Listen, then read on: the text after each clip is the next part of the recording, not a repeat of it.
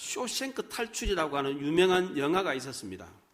이 영화의 주인공 앤디는 젊고 유능한 회계사였는데 아내와 정부를 살해했다라고 하는 누명을 쓰고 종신형 선고를 받아서 감옥에 갇혔습니다. 근데 그 감옥에 브룩스라고 하는 백인 할아버지 죄수가 있었습니다. 이 사람 역시도 종신형을 받았는데 감옥에서 무려 50년을 살았습니다. 이제 백발 노인이 되어서 국가로부터 가석방 허가를 받았는데 정작 기뻐해야 될 브룩스는 두려워 떨고 있었습니다. 감옥 생활이 너무 익숙해서 이제는 감옥 밖 생활이 두려워졌기 때문입니다. 그래서 감옥에서 석방되지 않으려고 살인극 연출을 했는데 실패하고 결국은 석방이 돼서 감옥 밖으로 나왔습니다. 근데 얼마 안 되어서 브룩스는 브룩스 여기 왔다라고 하는 한 문장 글귀를 남기고 유서를 남기고 자살을 했습니다. 이것이 무엇을 의미합니까? 감옥 생활이 너무 익숙해지면 오히려 자유가 부담스러워진다는 겁니다. 자유로운 게 오히려 고통으로 여겨지더라는 겁니다. 죄인이라고 하는 의식에 익숙해지면 자유가 오히려 고통이 되더라는 겁니다. 자유에는 정치적 자유, 경제적 자유, 교육의 자유, 도덕의 자유, 신앙의 자유 여러 가지가 있습니다. 자유에 대한 의식 가운데 가장 무서운 것은 자유를 빼앗기는 것이 아닙니다. 자유가 무엇인지 모르고 그 자유를 빼앗겠다는 사실조차도 모르는 것입니다. 노예의식에 사로잡혀서 자신이 노예인 줄도 모르고 그저 편안하게 여기면서 감옥에 갇혀서 사는 것입니다. 푸른 하늘을 볼 수 있는 자유가 있는데도 불구하고 그 자유를 오히려 부담스럽게 여기고 부끄러워하고 두려워하는 것, 이게 가장 무서운 것입니다. 이스라엘 백성들이 출애굽하는 데는 며칠밖에 걸리지 않았습니다. 그런데 400년 동안 노예로 살면서 익숙해져 있던 노예의식을 벗는 데는 하나님의 자유민, 하나님의 백성으로 살게 하는 데는, 자유민으로 살게 하는 데는 무려 40년이나 걸렸습니다. 이스라엘 백성들은 애굽이라고 하는 감옥에서 탈출을 했는데 여전히 노예의식을 버리지 못했습니다. 400년 동안 지긋지긋한 노예 생활에서 해방되었을 때 감격과 감사가 잠깐 있었습니다. 그런데 곧바로 이제 어떻게 하면 잘 먹고 잘 살 수 있을까? 이런 생각뿐이었습니다. 아직도 여전히 노예의식을 벗어나지 못했습니다. 이런 노예의식에 사로잡혀 있는 사람들의 특징은 법을 인정하지 않는다는 것입니다. 교도소 목회를 하는 목사님들이 이런 얘기를 합니다. 교도소에 갔더니 죄인들이 하나도 없더라. 다 억울하다고 말을 하더라. 저는 검사, 변호사를 잘못 만나가지고 여기 들어왔습니다. 저는 돈이 없어가지고 여기 들어왔습니다. 무전유죄, 유전무죄라는 말을 합니다. 죄수들이 힘이 없어서 감옥에 들어온 것을 한탄하고 자기보다 더 악한 사람이 버젓이 자유롭게 사는 걸 보면서 분노합니다. 이렇게 말을 했습니다. 교도소의 목적은 죄수들을 일반 국민들과 분리시키는 것보다는 그들을 교화시키는 데 있습니다. 그런데 감옥에 갇힌 죄수들이 거의 대부분 다 죄인이라고는 생각을 갖지 않는데 어떻게 교화가 되겠습니까? 자기는 잘못한 게 없다, 억울하다고 하는데 어떻게 교화가 되겠습니까? 자기 잘못을 인정해야 교정하고 고칠 수가 있는데 이게 안 되는데 어떻게 교정하고 고칠 수가 있습니까? 이런 의식을 바꾸는 일이 가장 힘들다는 것입니다.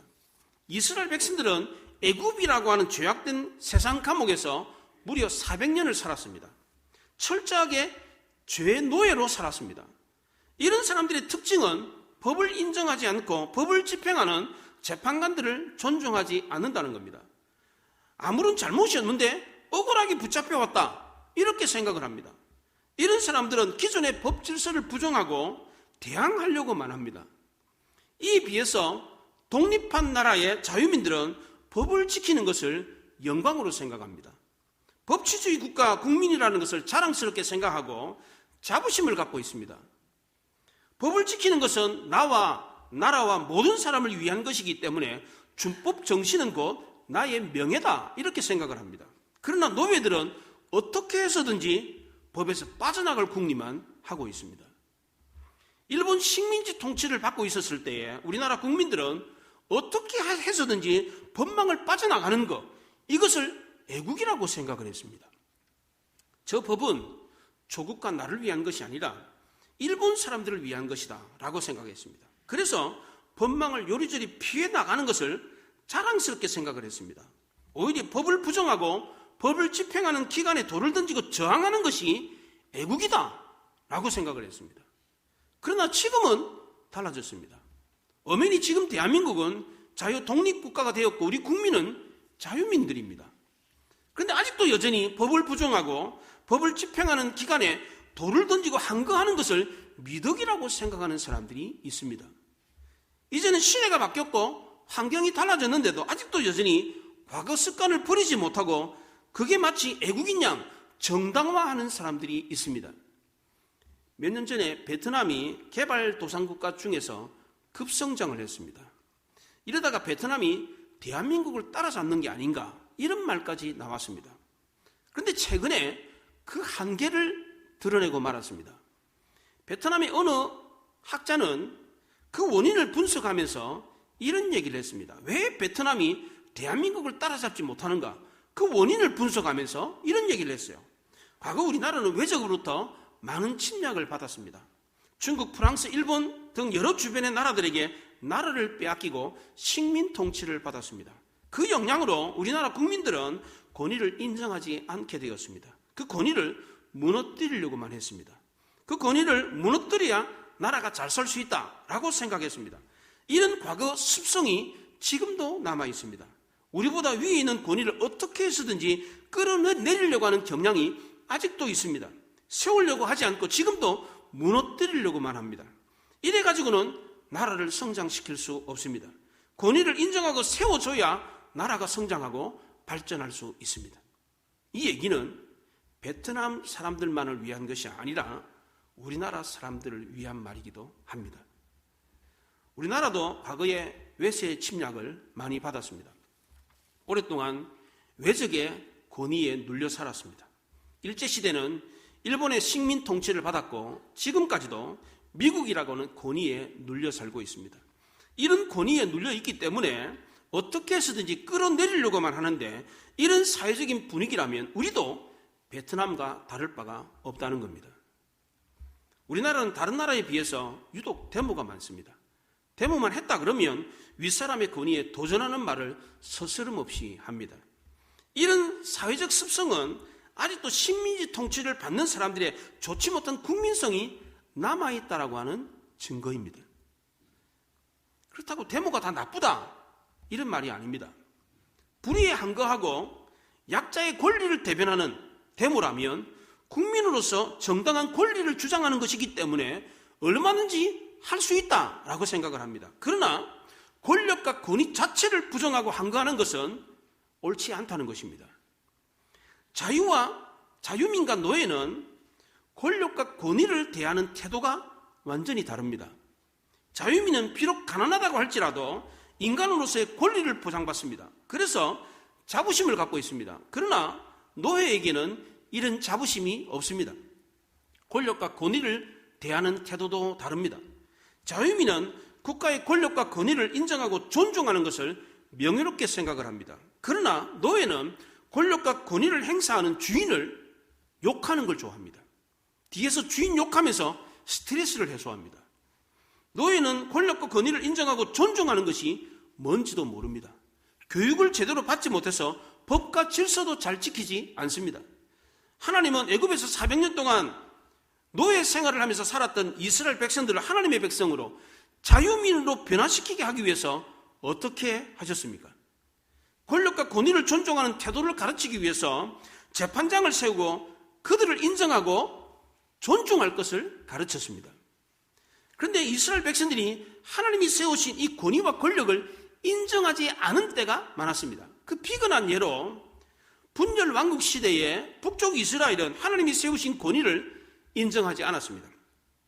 마음에 들지 않는다고 여러 차례 왕을 자기 마음대로 교체를 했습니다. 자기네들 스스로가 왕이 되려고 했습니다. 하나님이 보내신 선지자들도 모조리 다 죽여버렸습니다. 그 결과로 북이스라엘은 남쪽 유다보다 더 빨리 멸망을 했습니다. 권위를 잃은 공동체는 쉽게 무너질 수밖에 없습니다.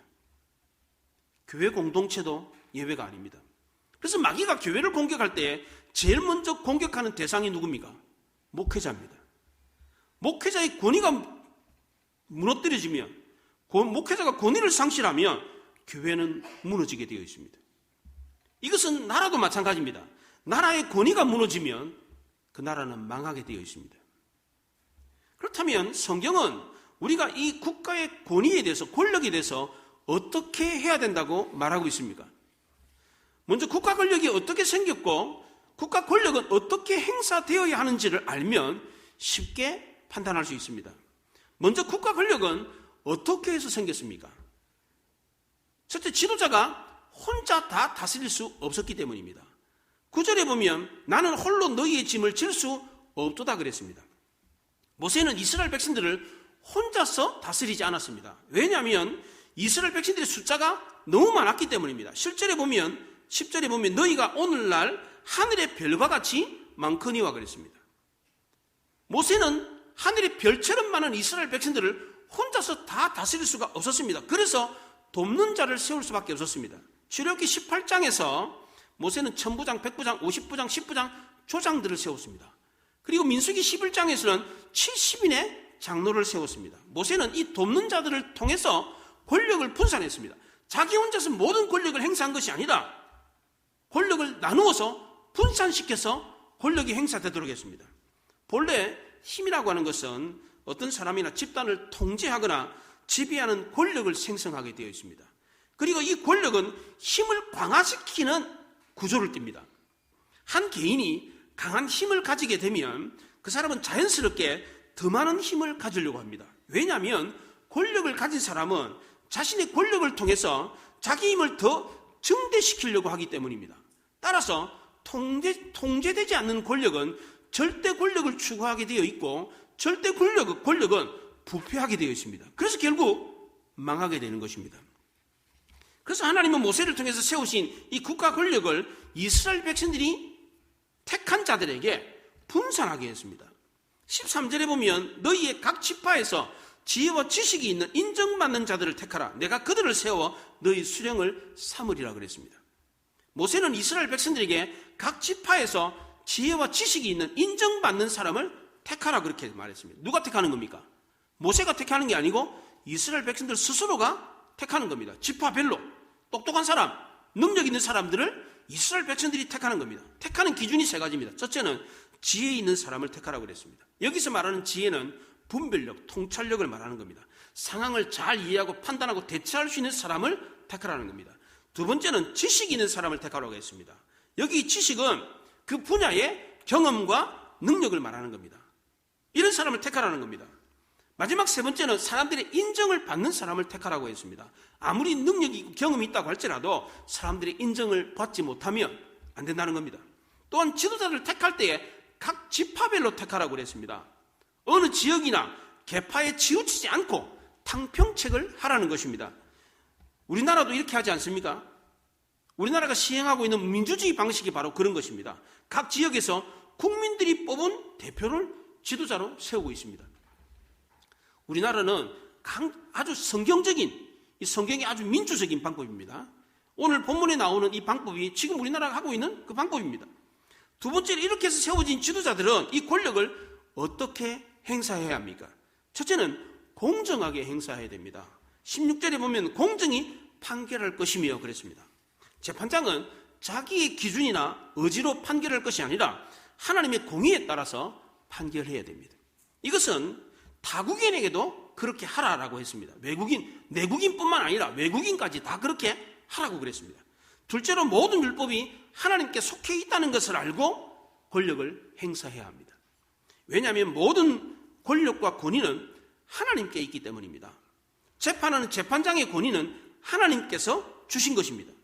따라서 판사는 자기가 갖고 있는 인간적인 권위를 가지고 재판하는 것이 아니라 하나님이 부여하신 그 권위를 가지고 재판을 해야 됩니다.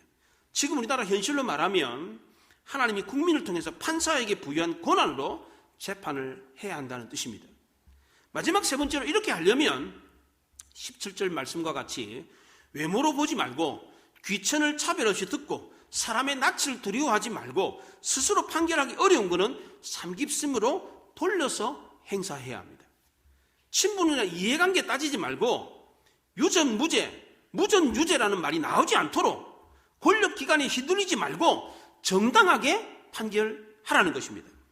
우리나라 사법부가 이렇게 판결을 했다면 누가 감히 법을 우습게 여기겠습니까? 지금까지 우리나라 사법부는 정말 양심과 법에 따라서 판결을 했습니까? 만약 그렇게 했다면 오늘날 사법부가 오늘날 같이 국민들의 신뢰를 잃지는 않았을 것입니다. 정부가 바뀔 때마다 대법원장이 바뀔 때마다 지도자가 바뀔 때마다 판결이 달랐어요. 법과 양심에 따라서 공정하게 판단을 해야 되는데 그렇지 않았다는 겁니다. 그래도 국민들은 그나마 사법부가 마지막 보루다라고 하는 생각을 가지고 기대를 버리지 않고 있습니다. 입법부, 국회는 이미 국민들의 신뢰를 잃은 지 오래입니다. 행정부, 정부기관도 국민들의 신뢰를 많이 잃었습니다. 사법부마저 이런 상황에서 무너진다면 대한민국의 희망은 없는 것입니다. 마지막 세 번째로 그렇다면 오늘날 대한민국의 우리나라 현실을 보면서 우리는 하나님이 세우신 이 국가 권력에 대해서 어떻게 해야 합니까? 성경은 국가 권력에 대해서 어떻게 하라라고 말하고 있습니까? 저항하라라고 했습니까? 아니면 복종하라라고 했습니까? 먼저 복종하라고 했습니다. 로마서 13장 1절과 2절에 각 사람은 위에 있는 권세들에게 복종하라. 권세는 하나님으로부터 나지 않음이 없나니 모든 권세는 다 하나님께로부터 정하신 바라. 그러므로 권세를 거스리는 자는 하나님의 명을 거스름이니 거스르는 자들은 심판을 자체하리라. 심판을 스스로 받게 된다. 이렇게 말했어요. 권세들에게 복종하라고 그랬습니다. 왜냐하면 모든 권세는 다 하나님께로부터 나왔기 때문입니다. 하나님께로부터 나왔다는 말은 하나님이 주셨다는 뜻입니다. 이것은 다른 말로 말하면 국가가 신적 권위를 위임받았다는 뜻입니다. 따라서 국가는 하나님의 뜻을 거스려서 권력을 남용해서는 안 되는 것입니다. 그렇다면 국가가 하나님의 뜻을 거스르면서까지 권력을 남용한다면 어떻게 해야 합니까? 사도 바울이 로마서를 기록할 당시는 네로 황제, 그 피해 황제 네로 황제와 도미티안 황제가 통치했던 시대였습니다. 이 두 황제는 기독교를 아주 강하게 박해했던 왕들이었습니다. 이런 시절에도 사도 바울은 로마서 13장에서 권세들에게 복종하라라는 말을 했습니다. 이렇게 했던 이유는 이것을 통해서 교회 평안과 존속을 유지하려고 했기 때문입니다. 바울은 무정부주의자가 아니었습니다. 만약 그 당시에 바울이 교회를 향해서 교회를 박해하는 로마 정부를 대항해서 항쟁하라라고 했더라면 기독교는 더 많은 박해를 받고 더 어려움을 많이 겪었을 것입니다. 또한 그 당시에 로마 정부를 부정하는 것은 권위를 주신 하나님을 부정하는 것과 같았고 무법천지를 만드는 꼴과 같았습니다. 이렇게 되면 기독교인들은 더 이상 안정을 기대하기가 어려웠습니다. 하나님은 무질서를 막기 위해서 정부라고 하는 권위를 두셨습니다. 많은 정치학자들은 쓸모없는 정부보다는 더 나쁜 것이, 쓸모없는 정부라고 할지라도, 악한 정부라고 할지라도 더 나쁜 것이 무정부 상태다라고 그랬습니다. 정부가 없으면 살인을 저지르도 처벌할 수가 없어요. 도둑질을 해가도 잡지를 못합니다. 처벌할 수가 없어요. 법이 없으니까. 그런 나라가 되면 길거리를 다닐 수가 없어요. 예.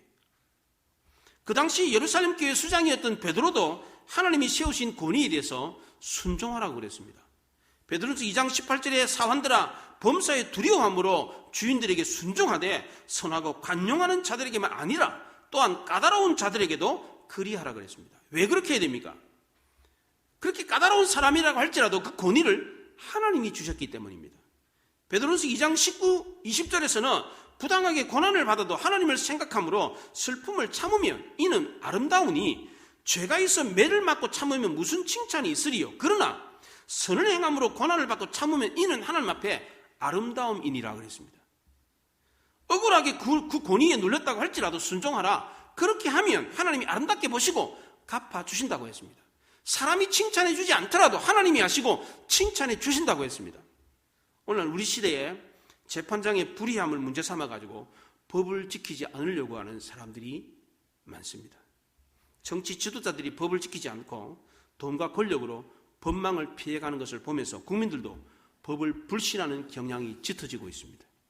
이렇게 되면 국가 권위가 무너지고 모든 권세를 주신 하나님을 부정하는 결과를 낳습니다.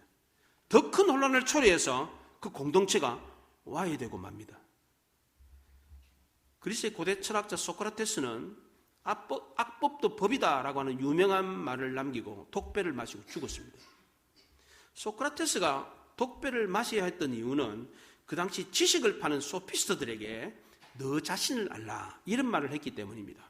소피스트들은 오늘날로 말하면 돈을 받고 지식을 파는 가정교사들입니다. 소크라테스는 이 사람들이 제대로 알지도 못하면서 아는 체하고 지식을 가르친다라고 비판하면서 너 자신을 알라 이렇게 말했습니다. 이 말은 본래 소크라테스가 한 말이 아니었습니다. 그리스의 파르테논 신전 그 기초벽에 그 글귀가 새겨져 있었습니다. 너 자신을 알라. 소크라테스가 이 말을 보고 자신이 모르고 있다는 사실도 모르고 가르치는 소피스트들을 보면서 공격하면서 이 말을 했기 때문에 독배를 마시고 죽었습니다. 소크라테스는 그 시대의 국가라고 하는 권세를 부정하지 않았습니다. 만약 소크라테스가 독배를 마시지 않았더라면 무정부 상태를 주장하는 꼴이 되었습니다. 소크라테스는 비록 부당한 대우를 받아서 억울하게 독배를 마시고 죽었지만 그래도 국가가 정한 법이니까 그 독배를 마셔야 된다라고 생각을 했습니다. 이런 소크라테스의 태도는 성경의 내용과 다르지가 않습니다. 사도 바울도 그렇게 말했고 베드로도 그렇게 말해서 그 당시에 기독교 공동체를 지켰습니다. 그렇다면 기독교인들은 불의한 모든 권력에 대해서 침묵하고 복종해야 됩니까? 통치자들의 편리를 위해서 만들어진 악법도 지켜야 됩니까? 정부가 예배를 못 드리게 하고 전도도 하지 못하게 한다고 하면 따라야 됩니까? 구약시대 선지자들이 왕과 지도자들의 불의함에 대해서 신랄하게 비판하고 경고했던 내용들이 나옵니다. 그건 도대체 뭡니까 그러면? 사도 바울이 로마서 13장 1절에서 위에 있는 권세들에게 복종하라라고 할 때에 이 권세들은 개인이 아니라 통치자 개인이 아니라 통치기관, 정부를 뜻하는 것입니다. 그래서 권세라고 하는 단수를 쓰지 않고 권세들이라고 복수를 썼습니다. 성도는 위정자 한 사람에게 복종하는 것이 아니라 위정자들이 만들어낸 정부, 국가기관에 복종해야 하는 것입니다. 그러니까 국가의 권위를 내세워서 개인의 이익을 꾀하거나 악을 도모하는 불의한 통치자가 있다면 얼마든지 비판하고 탄핵하고 퇴진운동도 할 수 있다는 것입니다. 사도 바울이 국가 권위에 복종하라라고 했던 것은 정부에 대한 개인의 의무를 다하라는 뜻이었습니다. 또 그렇게 해야 되는 이유는 국가의 권위도 하나님이 주셨기 때문입니다. 하나님이 국가의 권위를 세우기도 하고 폐하시기도 하기 때문입니다. 지금까지 인류 역사를 보면 잘못된 역사에 하나님이 직접 개입하신 예가 많았습니다. 때로는 우리가 생각할 땐 더디다, 답답하다 느낄 때가 많았습니다. 그래서 베드로 사도는 베드로후서 3장 9절에서 주의 약속은 어떤 일이 더디라고 생각한 것 같이 더딘 것이 아니라 오직 주께서는 너희를 대하여 오래 참으사 아무도 멸망하지 아니하고 다 회개하기에 이르기를 원하시느니라 그렇게 말했습니다. 따라서 우리는 악이나 불의와 싸울 때에 하나님이 원하지 않는 극단적인 방법, 과격한 방법을 써서는 안 된다는 것입니다. 하나님은 오래 참으면서 회개하고 스스로 돌아오기를 기다리고 계시는데 우리는 성질이 급해가지고 하나님의 법을 무시하고 성급하게 행동하고 과격한 방법을 쓰게 된다면 그것은 하나님의 방법을 거스르는 꼴이 될 수 있다는 것입니다. 자칫했다가는 우리가 하나님보다 앞서 나가는 꼴이 될 수가 있습니다. 하나님이 이스라엘 백성들을 출애굽시켜서 광야로 데리고 나온 이유가 무엇입니까? 이스라엘 백성들이 노예 민족이 아니라 자유민이 되게 하기 위해서였습니다. 하나님이 이스라엘 백성들이 자유민이 되도록 하기 위해서 무엇을 줬습니까? 법을 주셨습니다. 자유민은 법을 지키는 자입니다. 법을 집행하는 재판장을 존중합니다.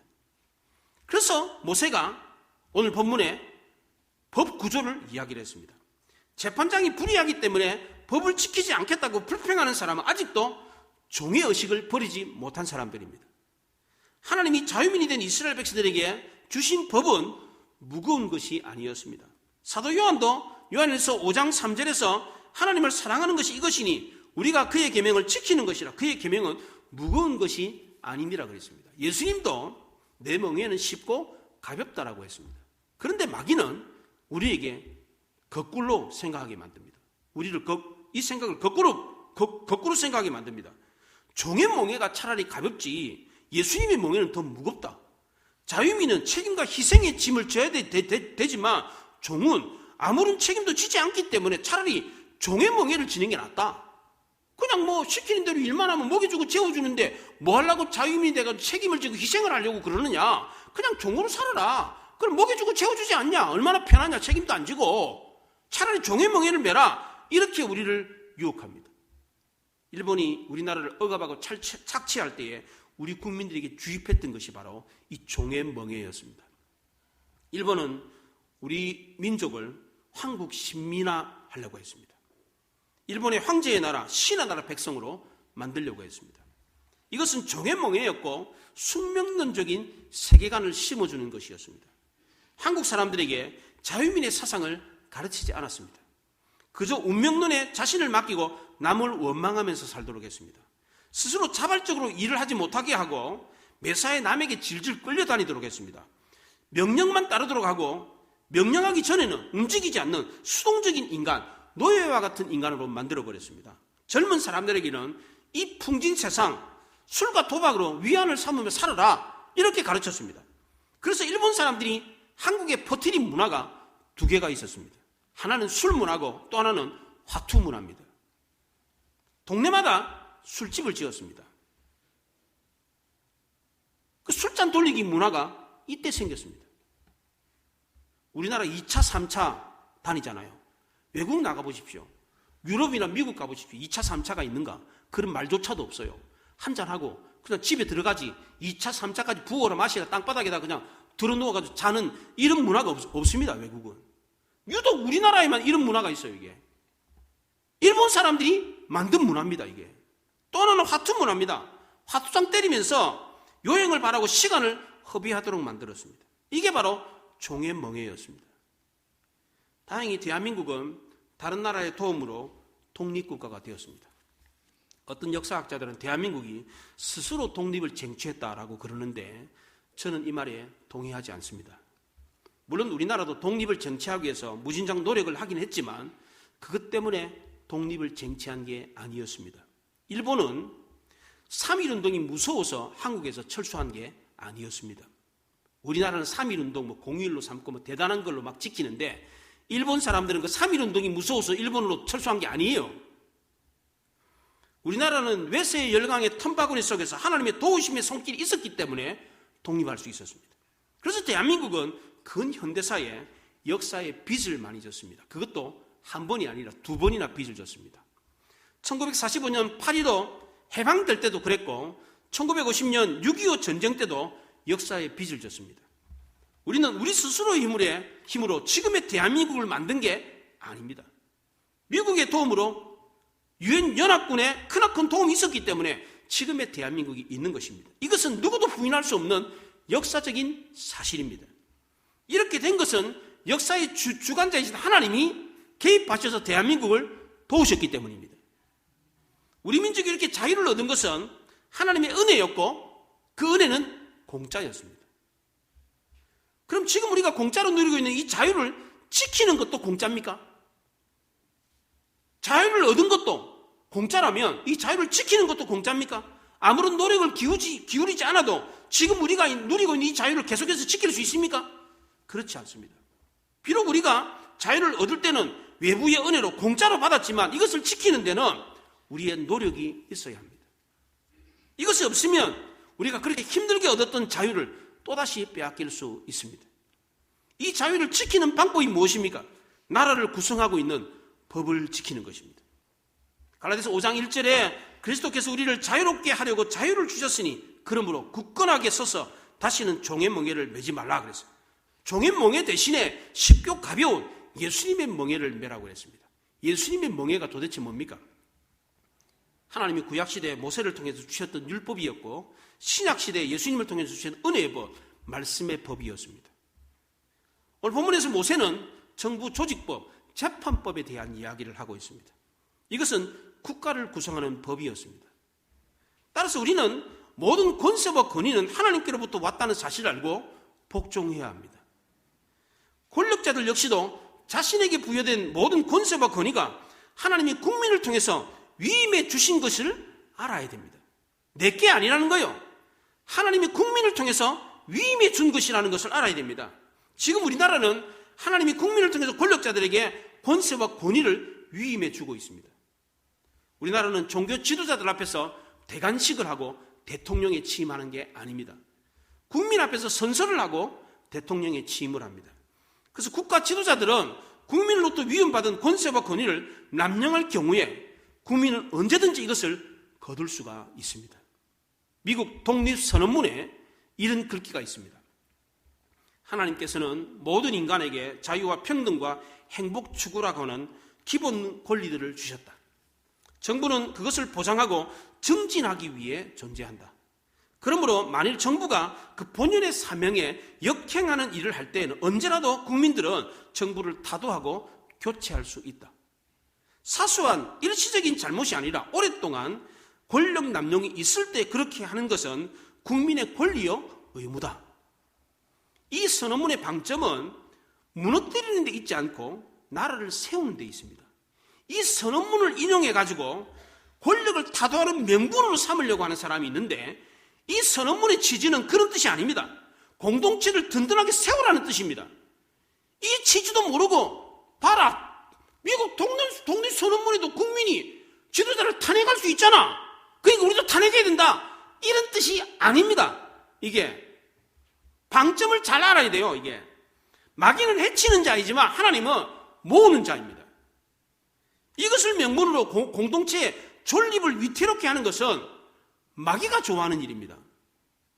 물귀신 작전으로 다 같이 공멸하게 만드는 것은 마귀의 계략이지 하나님의 뜻이 아닙니다. 오늘날 우리나라가 혼란한 가운데서 우리 성도들이 할 일은 하나님이 세우신 권위를 더불어 함께 세우는데 노력해야 된다는 겁니다. 우리도 하나님처럼 세우는 자가 되어야 됩니다. 이렇게 할 때 우리가 속한 공동체가 든든하게 설 수 있습니다. 우리 모두 이렇게 함으로 가정과 교회와 국가를 든든하게 세울 수 있기를 바랍니다. 기도하겠습니다. 말씀을 생각하며 기도합니다.